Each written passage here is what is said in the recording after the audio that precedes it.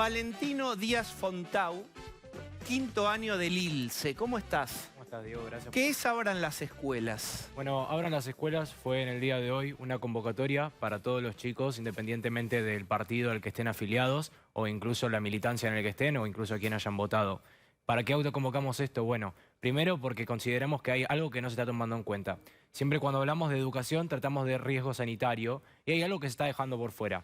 El contexto sanitario es verdad que requiere de una atención extrema porque el contexto así lo pide. Pero también tenemos que entender que hay algo político de por medio. Y es que a la política ya le dejó de importar hace mucho tiempo la educación. Es por eso que la convocatoria de hoy fue para que a la sociedad le empiece a importar la educación. Porque ya quedó por fuera de todo marco de diálogo. Entonces, para salvar la educación, los únicos que damos somos los docentes, los alumnos y todo aquel allegado que esté de acuerdo con que vuelva progresivamente la presencialidad. Bien, ahora pasamos a esto otro que vos planteás que es importante. Pero déjame saber, ¿qué es, Abran las Escuelas? ¿Cuántas firmas o cuántas personas se juntaron? ¿De qué características? ¿De qué espectro son? Y hoy marcharon ahí enfrente del Palacio Pisurno, en el centro, ahí en la calle Paraguay y Callao, ¿no? Bien, ¿cómo le fue con eso? Bueno, la verdad que tuvimos muy buena convocatoria. Realmente pensábamos que tal vez por el riesgo sanitario y también por, bueno, el día que elegimos, ¿no? Elegimos el Día del Estudiante. Tal vez iban a asistir menos chicos. Tuvimos una asistencia de 150 personas. La verdad que fue muy buena. Dentro de lo que es el rango etario, más o menos los chicos estaban de entre los 16 hasta los 20 años. Hubo también algunos adultos, vinieron algunos docentes. Realmente consideramos que el papel se le tuvo que dar a los alumnos y así fue. Y para intensificar también lo que es la relación docente-alumno, ¿no? Creo que si no entendemos a esa relación como primordial, nosotros no podemos empezar a reflexionar sobre la educación. Porque muchas de las personas que vieron esta convocatoria creen que nuestra única finalidad es que vuelva la presencialidad. Pero tampoco tenemos que olvidarnos que la presencialidad tampoco era un buen sistema. El sistema educativo argentina antes de la pandemia no era uno bueno. Entonces, ¿este contexto para qué se da? Se da para repensar a la educación de una manera diferente, de una manera nueva, de una manera que dé calidad. En este país, en Argentina, los estudiantes no sentimos que la educación sea valorada. En Argentina, que alguien salga con un título universitario parece ser que es un papel más, un papel que uno puede mandar al cajón y sacarlo cuando alguien se lo pida, pero no tiene valor alguno. Entonces, no se puede vivir en un país donde aquel que más se esfuerza es aquel que menos recibe y solo gana aquel que es más vivo. Bueno, o sea, no están planteando solo la presencialidad, sino que se visibilice lo que para ustedes es un conflicto de la educación, aspirando a una calidad de educación mejor que la actual. ¿Los acompañaron docentes, referentes de la cultura y en todo caso los atendió alguien de educación? Mira, en cuanto a lo que es docentes, vinieron bastantes, vinieron de distintas zonas, eso queríamos porque a veces se encasilla todo esto en Capital Federal y esto es una problemática nacional, tenemos que entender eso. No solo hay 6.500 chicos en Cava que perdieron la continuidad de la educación. Sigue estando todo el resto del país que también importa y parece que a los políticos no importarle y parece a veces que a la gente se le olvida. En cuanto a tu pregunta de lo que es funcionarios públicos, lamentablemente pasamos ahí una buena cantidad de horas y nadie se dignó a salir a decirnos nada. Incluso nos llegó, como ya habías dicho antes, esa noticia de que se había logrado cierto acuerdo entre Nación y Cava y al parecer después quedamos defraudados y no fue así.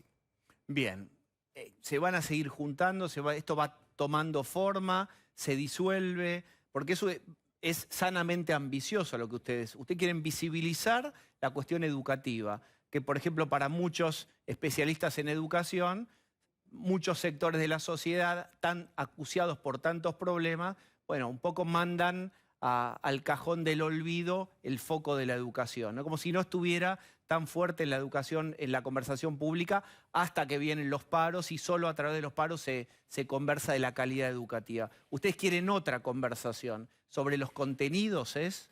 Totalmente. A ver, el gobierno nacional lo que hizo en esta situación es dejar a la educación como si fuera una variable que se puede postergar. Queda muy lindo en el discurso decir uno elige entre salud o educación como si fuese algo en lo que se pudiera optar, ¿no? La educación tiene que seguir mediante cualquier cosa. Entonces nosotros vamos a seguir con estos encuentros, vamos a seguir porque necesitamos una respuesta firme y necesitamos que los chicos vuelvan al colegio, porque parece no importarle a la política. Bueno, que no les importe, a nosotros nos importa. El argumento epidemiológico, ¿cómo lo interpretan? Porque es cierto que la verdad es que hay mucha circulación del virus, no está dominado de ningún modo. Hay otros países en donde abrieron y después volvieron a cerrar. Es cierto que no en toda la comunidad educativa, sino algunos colegios específicos. ¿Cómo viven ustedes la idea de, bueno, el virus existe, está, se pueden contagiar?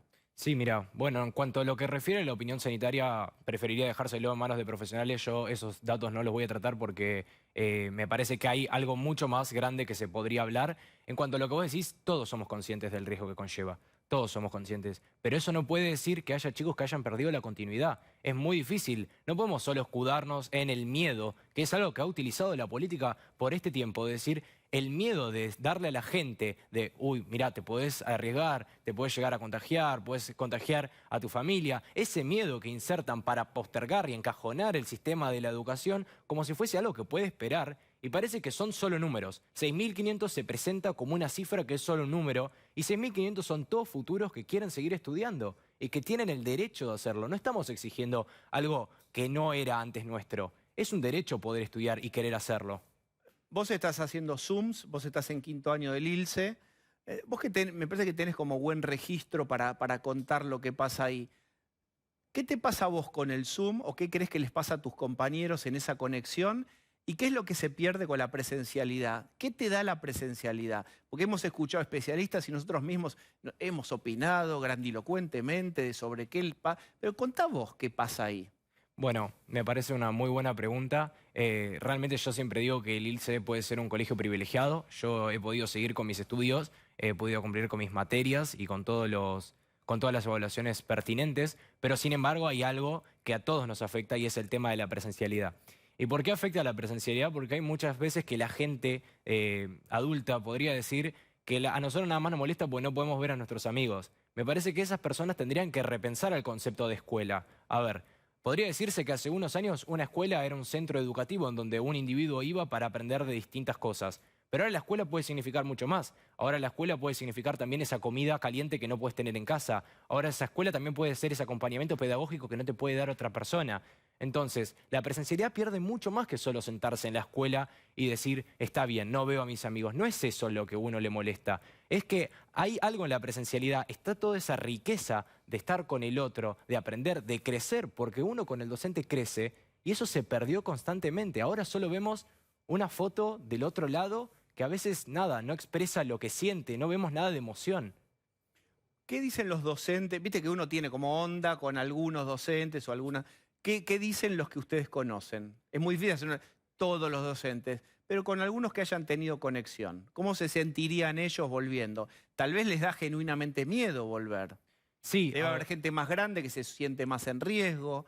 sí, ¿Qué saben de eso? es así, es como vos decís, es verdad que es difícil hacer un paneo así general de todos los docentes porque cada uno puede reservarse su opinión y está bien, pero de los docentes que pudimos hablar, todos tienen miedo, todos tenemos miedo, porque nadie está ignorando esta situación, todos tenemos miedo, pero el miedo no va a inhibir nuestros derechos. Entonces, al docente lo que le decimos es que progresivamente se tiene que volver a la presencialidad. Nadie está proponiendo volver automáticamente de una, abriendo todas las escuelas y permitiendo a todos los chicos volver sin las medidas sanitarias correspondientes. Hay otros docentes que también consideran, y eso es un punto que me dio reflexión de todos los docentes que he hablado, un punto que me dio de reflexión es que esta convocatoria nosotros la tenemos que utilizar para también reformular la presencialidad. Porque muchos dicen, está bien, la virtualidad no funciona, pero recuerden que la presencialidad tampoco. Entonces hay que repensar eso, porque ahora, ¿qué pasa? Uno se encasilla en decir volvamos a la presencialidad como si ese fuese el modelo ideal, y no es así. ¿Cómo sería, no la nueva normalidad, la nueva presencialidad? ¿Cómo te la imaginas? Bueno, me parece que la nueva presencialidad primero tiene que empezar por el sector político. Me lo imagino que empieza a haber un diálogo fuera de los intereses de cada uno, ¿no? No puede ser que siempre los damnificados seamos los alumnos en un juego político de ida y vuelta. Después hay muchas variables, hay muchas propuestas que uno dice, ¿no? Como por ejemplo puede ser la utilización de los parques. Como ahí nosotros vimos hoy, pudimos mantener ciertas las normativas sanitarias, estaba alcohol en gel, todos estaban con los barbijos puestos. Entonces, las plazas pueden ser una buena opción, pero necesitamos empezar a dialogarlo, necesitamos empezar a que haya consenso entre docente, alumno, y cuando haya eso, vamos a conseguir que el sector político le importe. Contame, ¿hay grieta por afinidad política, por ejemplo, en tu curso y en el colegio? Es decir, los que marcharon hoy en realidad están anti-gobierno y entonces No, ¿hay una lectura política incluso dentro de tus compañeros, dentro de tu aula, que pueda obstaculizar esto que vos proponés? Sí, obvio. A ver, creo que todo colegio hoy en día tiene la política metida de por medio, ya por fuera de lo que es el debate, ¿no? Ya la política se instauró algo así como si fuese elegir bandos, y es algo que es peligroso, porque tenemos que considerar a la política como esa arte de diálogo que se ha perdido hace mucho tiempo. Sí es como vos decís, pero creo que en esta convocatoria hemos encontrado una unificación increíble, porque nadie tuvo que decir a quién votó, nadie tuvo que decir para quién milita, nadie dijo ni siquiera su apellido, porque eso no importaba hoy. Hoy importaba la educación e importaba que juntos reflexionemos y dialoguemos de cómo mejorar nosotros como alumnos, el docente como docente y de esa forma mejorar la educación. ¿Y el centro de estudiantes participó, adhirió? No, el centro de estudiantes no fue de relevancia para esta convocatoria, ¿Por qué? porque no tuvo participación alguna. ¿Por una cuestión política? Decidieron no optar como centro de estudiantes, se tiene que hacer una votación para ver si se participa, pero quedaron por fuera. Directamente yo tampoco fui y consulté, porque no me parecía que tendría que estar nada más allegado a ese colegio, porque directamente no somos los que más lo padecemos. Por eso fue autoconvocado, todo podría venir, pero no queríamos que vengan instituciones como tal representándose a una unidad, ¿no? Hablamos de funcionarios, hablamos de docentes, hablamos de alumnos. Te pregunto por último por los otros actores en esto, que son los papás, los padres, las madres. Sí. ¿Cuánta participación, cuánto empujan? Y bueno, cada padre también puede reservarse su opinión, es así. Cada padre puede tener la opinión que quiera y pensar de la manera que quiera él el regreso a las clases. Pero algo tenemos que entender, tanto padres como alumnos como docentes se han adaptado a la manera virtual de una forma excepcional, vamos a decir, ¿no?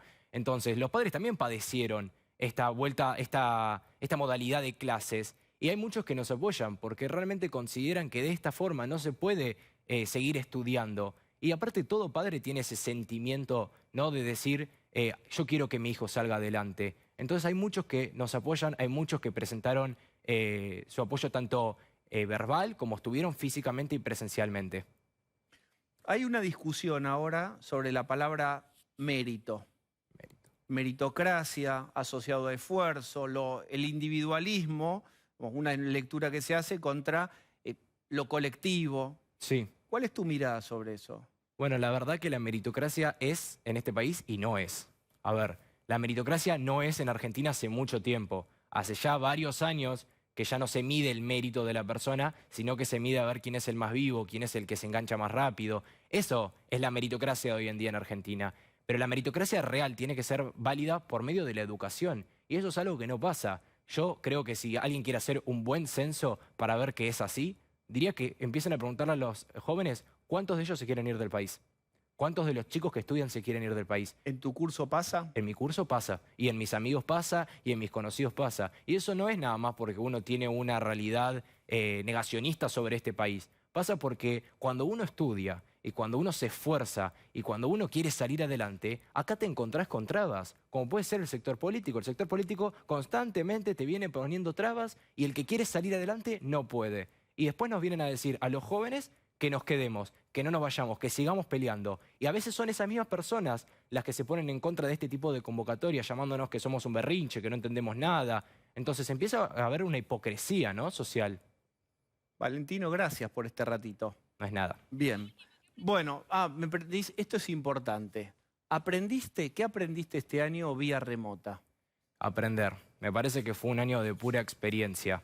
No considero que haya sido un aprendizaje tanto en lo que es educativo, tipo en lo oficial, ¿no?, de la educación, de lo material, pero sí he aprendido y he experimentado cosas que no he visto en mi vida. Creo que de los 18 años que yo tengo, jamás había visto de que se tratase de tal manera la educación. Jamás había visto de forma tan denigrada la educación. Entonces aprendí que a la educación se la defiende y se la defiende en conjunto.